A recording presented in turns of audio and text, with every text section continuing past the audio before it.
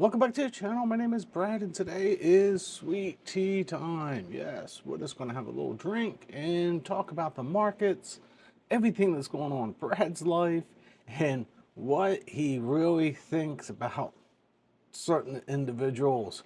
I'm going to call him out at the end of the video just because I can.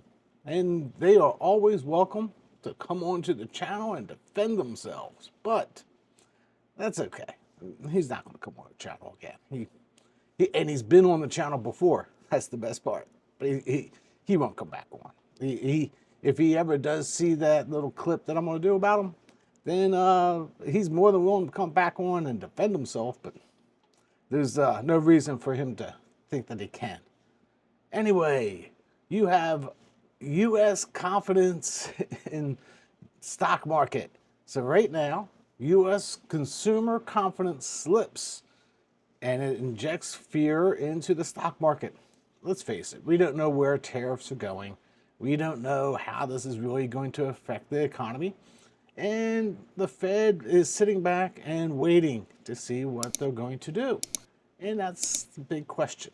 Nobody knows. So once we have a little more clarity, you're going to see the markets go up. And I'm going to show you probably why you shouldn't be worried, but that's just my opinion. They're projecting that the Fed is going to do 2.3 in rate cuts. How do they get 2.3? I don't know. That's I just got to go. That's again crazy talk. There's no way that you could do 2.3, but maybe they're predicting that early 2026 there might be another one. But that's it. That's okay. I always love how people put fractionals in, but that's what they're predicting. They're predicting a Fed rate cut. It used to be 1, then it went to 2, now it's 2.3. Who knows where they're going to cut and what they're going to do, and that's going to drive market. But we're going to move on to cryptocurrencies, and I've always said you should have a little cryptocurrency, and I have chosen BTCI. That is my holding, and it's doing fairly well. You know, it had a big dip, went down, but it still paid me my 25–30%. Who cares? I reinvest the rest. It's all good. But the market cap is taking a big hit recently. It took a big hit, and most of it was retail from what I have been able to gather. So retail jumped out, but institutions stayed in. Interesting. At least that's what the data I saw and people that I follow have been predicting, that retail got spooked. They jumped out. Institutionals stayed in. And remember, institutionals probably can't move around money as fast as they can. But that is what I think about cryptocurrency. You should have a little bit. Always have a little bit. But I got a news source for U.S. M2 money supply growth rate rebounds. And this is getting into that. Somebody said the M2 money supply is always going up. And I'm like, not always at the same pace. That's the difference. You can go back and look at how the Fed has changed things over time and how fast the money goes up. And that's the bigger question. So, you know, the question becomes, are they really pumping funds in, or are they contracting? But I'm going to put the link to the data source down below just in case you want to have it. But you might see Brad doing some graphs like that in the near future, just grabbing the data from, you know, the Fed and presenting that type of chart where it's showing the difference in rate of change, not just the M2 money supply. But we're going to move on, and we're going to say U.S. goods and imports reach record high of $325 billion in January 2025. That's a lot of imports because, you know, they're trying to outrun the tariffs. And one day those tariffs will catch up. But maybe, maybe not. We'll see how that all works. So one thing I want to talk about in personal finance is I don't go out to eat as much as I used to. I used to go out to eat all the time. I was a corporate guy, and I probably had 10 meals to 15 meals a week out on the road. So I was always eating out, but inflation from 2014 to 2025, it is definitely costing you more to eat going out. And cutting down a little bit of going out to eat really helps. I will tell you that I did some personal things over the weekend or Friday, Saturday, and we packed our meals. We literally packed our lunches and took our lunch with us instead of going out to eat. Now, did we stop and get a drink? Yes, we did. We didn't have enough drinks with us, but we got a coffee out on the road. But we literally packed our lunches so we wouldn't have to go out to a restaurant. We look at personal income tax rates. Well, we look at that and say United States at 37 is not the highest in the world.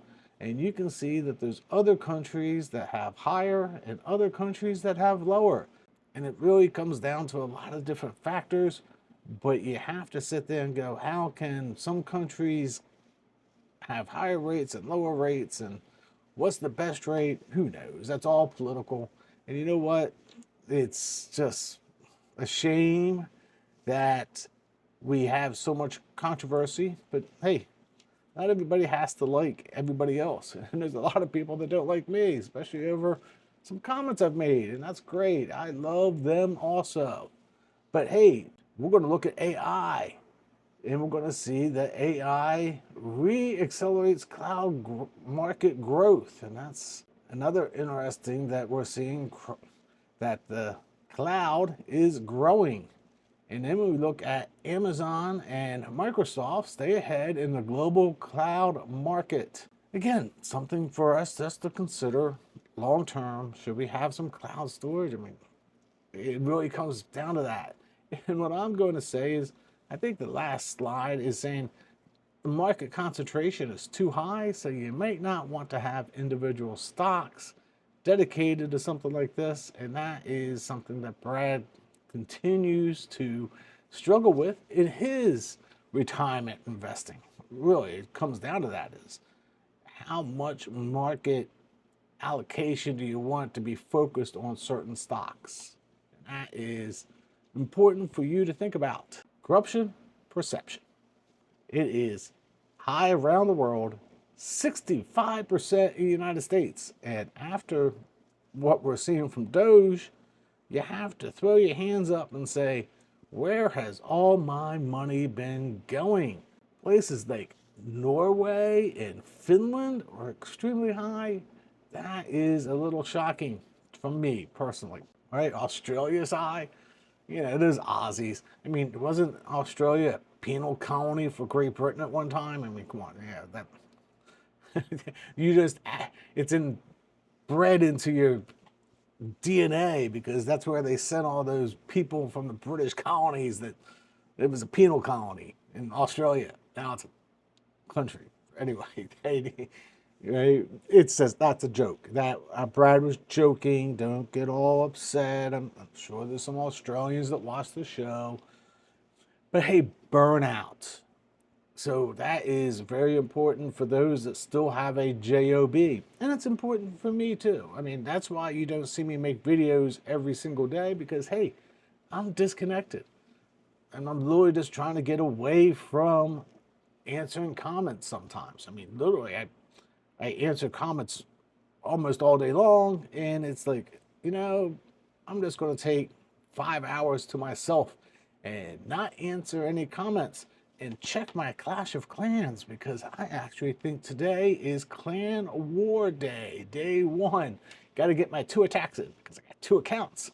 But that is Clan Wars if you're in Clash of Clans. I think it's started this week. Now, one thing I haven't really shared too much to everybody out there is, hey, I got a website. And the website is tracking different assets, GIAX. It is checking the price and all the underlyings, the calls, how far they're in and out of the money. right? That way you can see exactly how the fund will react over time. And we're tracking that. The other one is I'm tracking Neos. And Neos is free on the free side, but I didn't do as much work on the Neos on the free side as I did so far on Neos on the member side. The member side, each one of the underlying has a chart, and the chart is live. That's right, I was able to import all the TradingView charts of all the stocks of Neos into the website. So you don't have to click back and forth. You can just scroll right down and you can see all the charts as live as the day goes through, right? It's slightly delayed, but you can see how the stock price is moving. And I have it on a daily chart. That way you can see how it moves through the day and look at the historical pricing. That is for members.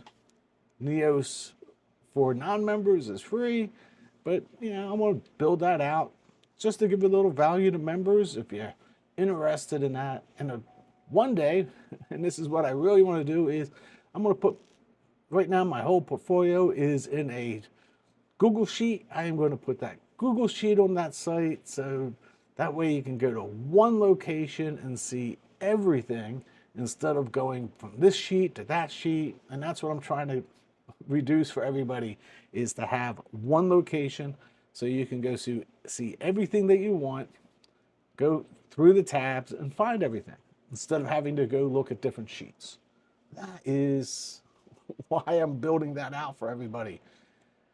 But population growth versus crop production, that is another interesting one. Also, you can see how the population is growing and crop production is growing, but you see the fertilizer demand, and that is, I'm just going to sit there and say, I really don't like eating a whole lot of food that uses fertilizer. I try to stay away from it. That's just me. I don't think it's the best thing for your body. I mean, come on, I'm already fat enough as it is.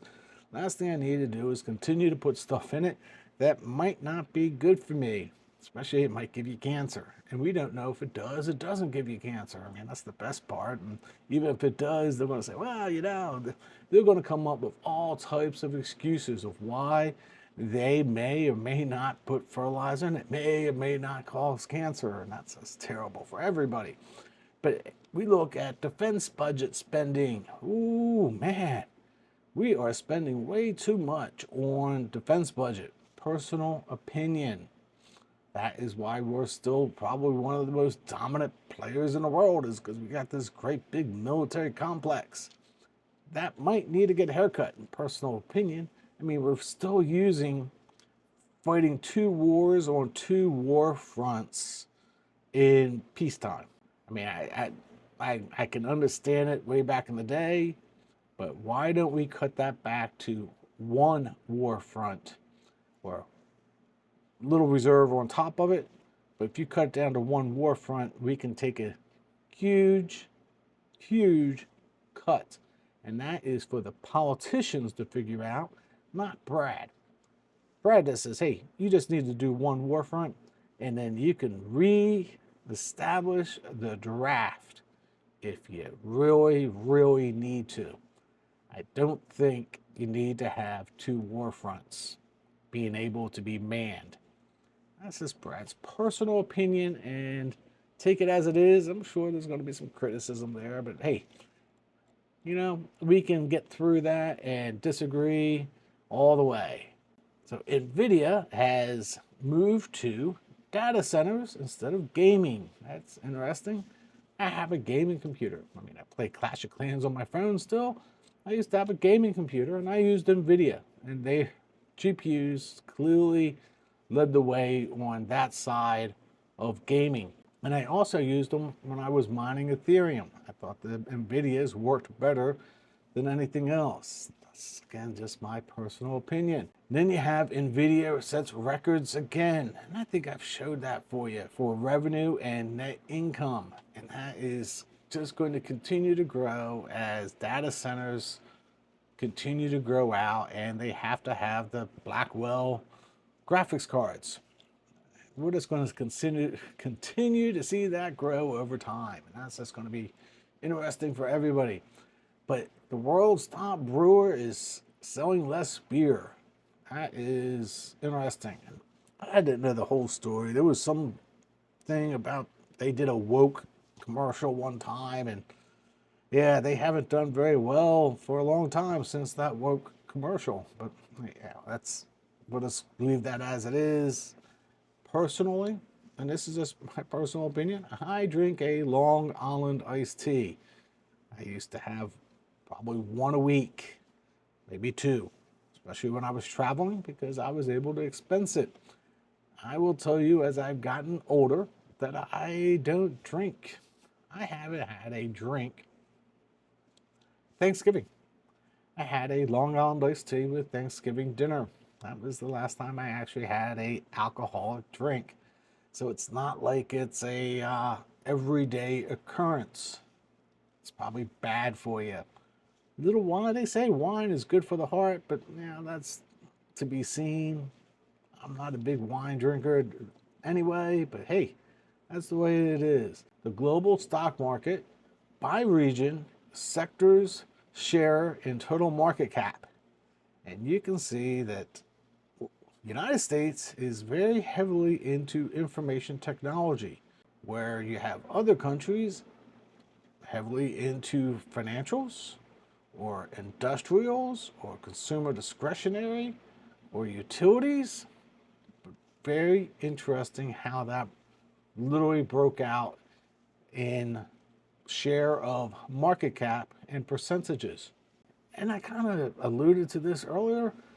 S&P 500 concentration, we see the top 10 are very heavily concentrated, and that is why we really got to sit back and look at individual stocks. I really thought about buying some of the curves, and I sat there and said, how much concentration to individual stocks should I have? Maybe I should be diversifying myself into other classes so I don't have so much concentration in one specific area. That's just my 2 cents on the concentration of the stock market. And that brings me to the end of the slides. So we're going to first talk about gaslighting of some of these managers. One of my posts got put onto a Discord, and the question got asked to Jay from Title, and it's from Title. It used to be Zega, now it's Title, and he went back and forth about Series 7, Series 63, Act of 1940, and didn't answer the question about mark to market on 1256 contracts. And at the end, he goes, well, ETFs have different rules that they can do. And that's right, they do. And Jay's the one, and I'm going to just go ahead and throw him in front of the bus, that told me that Roundhill and now Total with theirs, with Yieldmax on the 0DTE, can actually do the trade without occurring the sell.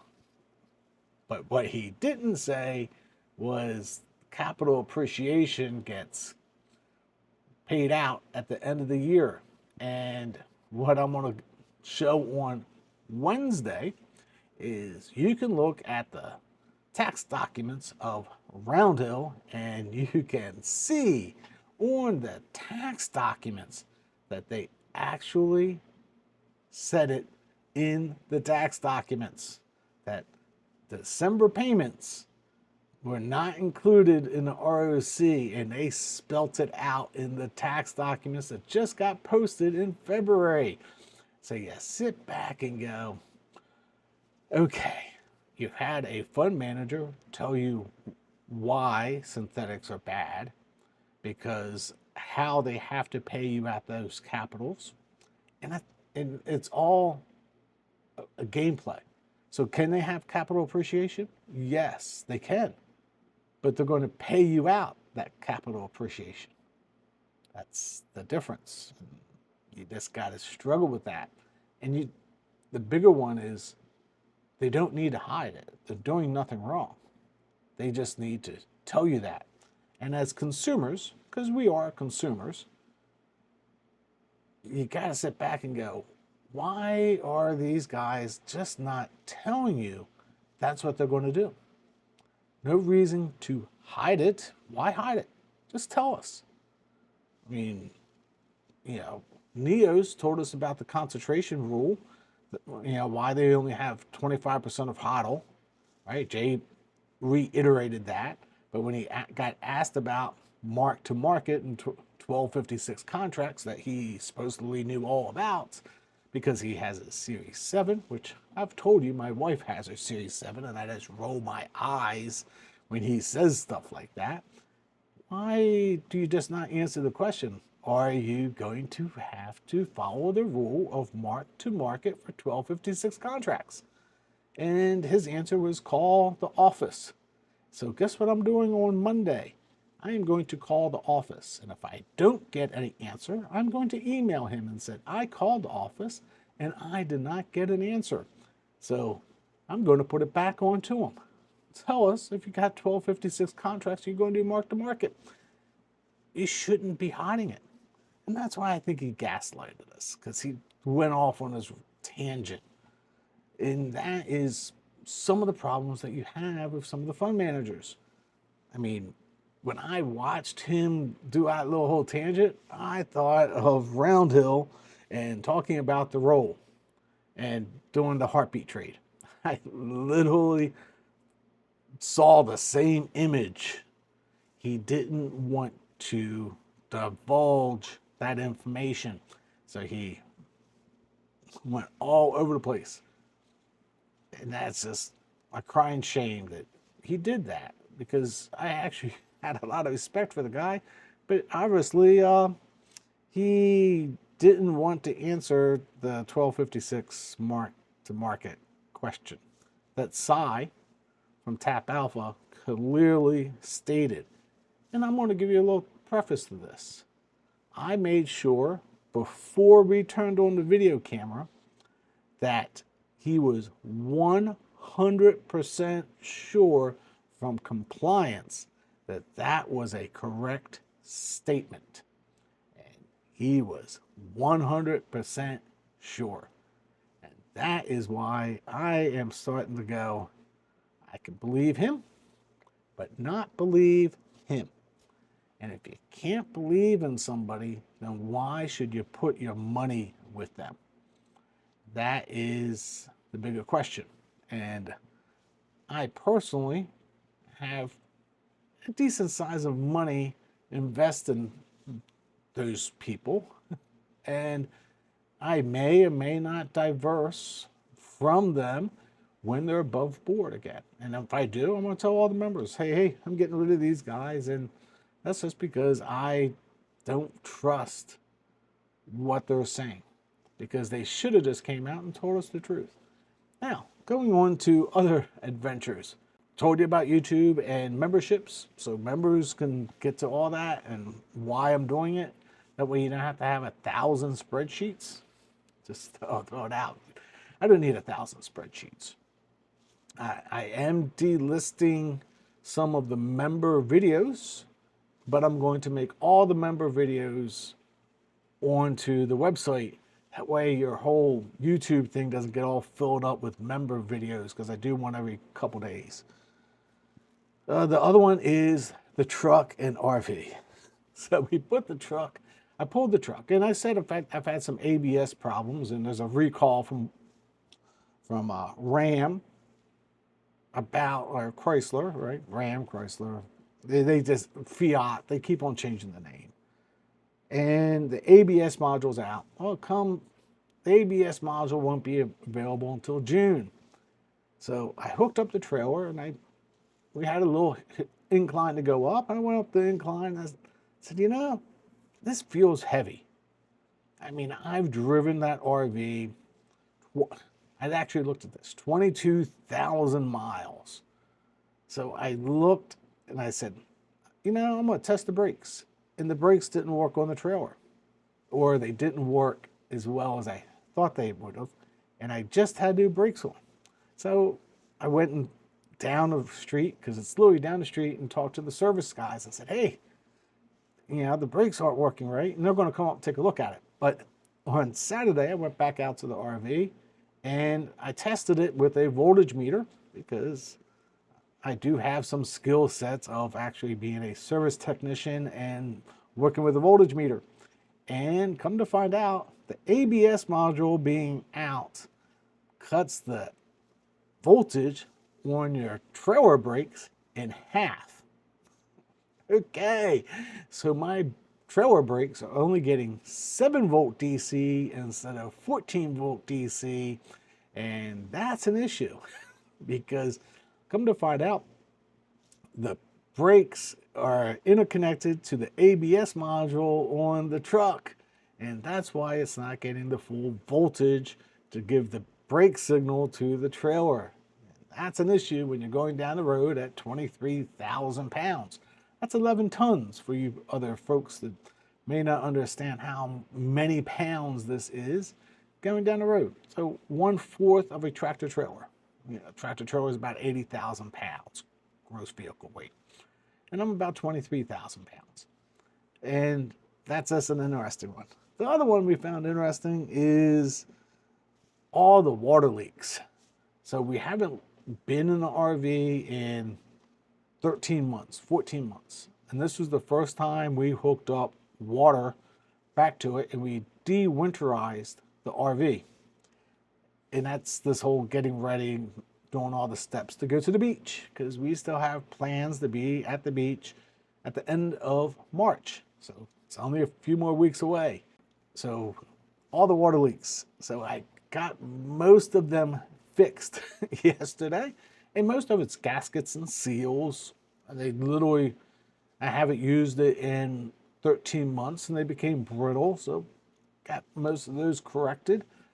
But I think I have one more that I need to work on gaskets and seals. Once I have that done, then I think I got all the water leaks. And it was definitely a learning curve back again. So I want to make fun of myself on this one. So when I first bought the RV, my first problem with the RV was the hot water heater wasn't working. And it was like 3 days and the water kept on getting colder and colder and colder. And I'm sitting there going, man, this isn't good. This is bad. And I talked to a fellow RVer, because in the RV world, if you've never been in the RV world, RVers look after each other. Very literally do. And he had the same model. And I said, hey, man, my hot water heater's, the light's on, but just water's not warm. And he goes, did you turn the switch on the outside? So I hooked up the water, I flushed everything out, and I'm sitting there with the hot water heater on, and I'm saying, man, the water's not getting warm. I go, I wonder if I turned the switch off on the outside. And yes, 13 months ago, when I put it in the storage, I flipped the switch to the off position. And I just go, man, that comes back and haunts me after all this time, that it seems that I'm day one, total newbie again of getting on the road. And it's going to be a whole learning curve. I mean, and the other thing that we did is we're going to put residential furniture inside the RV instead of using RV furniture. Make it a little more comfortable. So we started that process also.